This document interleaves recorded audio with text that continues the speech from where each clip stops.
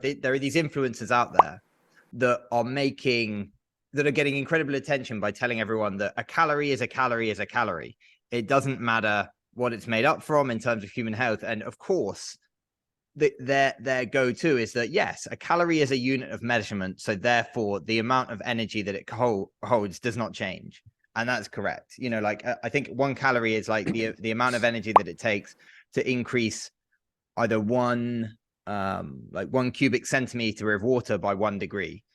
And yes, like that's a calorie, that's a unit of measurement that doesn't change. But the way that it affects the human body has a huge impact, whether it's made of fat, carbohydrate, seed oils, protein, whatever it might be. But there's a huge section of the internet that wants to tell everyone, yes, you can have a Mars bar if you want, and you can feed that into your diet, and you can still be healthy and you can still lose weight. And there is a small element of that, but it misses out a huge element of the picture. I couldn't agree more. And this is where I am so fortunate that I had the experience working on that metabolic cart for 13 years before the pandemic, because we were able to not only measure, what was happening with somebody in that moment, but we could measure trend lines over time. And we started to recognize different patterns. So the very first pattern that I would say we recognized by using that metabolic cart is if you did a calorie restricted diet. So if we go back to what I was saying before and we measured your metabolic rate, and I said, okay, Finlay, you're burning 2,000 calories every single day at rest. I need you to not eat less than that, because what's going to happen over time is if you eat 1,500 calories, your natural burn rate is eventually going to start coming down to meet your intake. And so, yes, in the beginning, doing a calorie restricted diet will make you lose weight. But by using those metabolic carts, we could also measure what was changing in the person that was what at first was not true, but then was becoming true over time. So again, I could give you a calorie restricted diet. You will lose weight.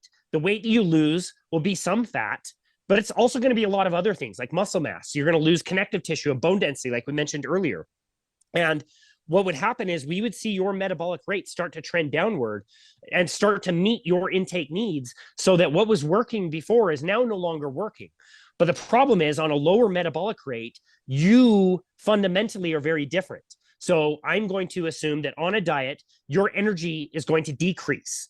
Your motivation is also going to start decreasing. You think you start out a diet with tons of willpower, and over at the course of a few weeks, your willpower is waning, and you're wondering, like, why am I no longer able to resist donuts and the sweet things that I wanted before, and the body's craving it.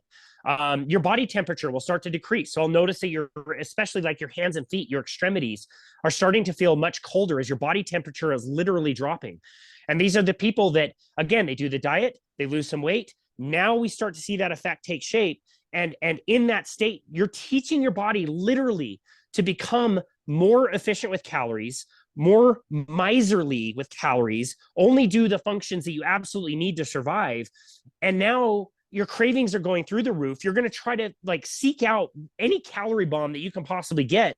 And on a lower metabolic rate, if you start to add a few hundred calories to that, you just flipped the entire equation. And now you're going to start to gain weight. And the body only understands that you went through some type of a famine. You weren't getting enough calories for what you needed.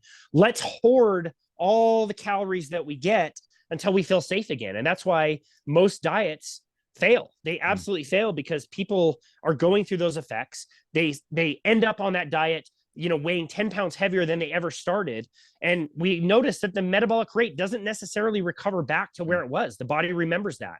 And so that's the only thing that we really understood about metabolic rate in the beginning, is if you did a calorie restricted diet, yes, that equation works until you teach the body to adjust the equation and bring you back into equilibrium. And now that equation that worked before no longer works.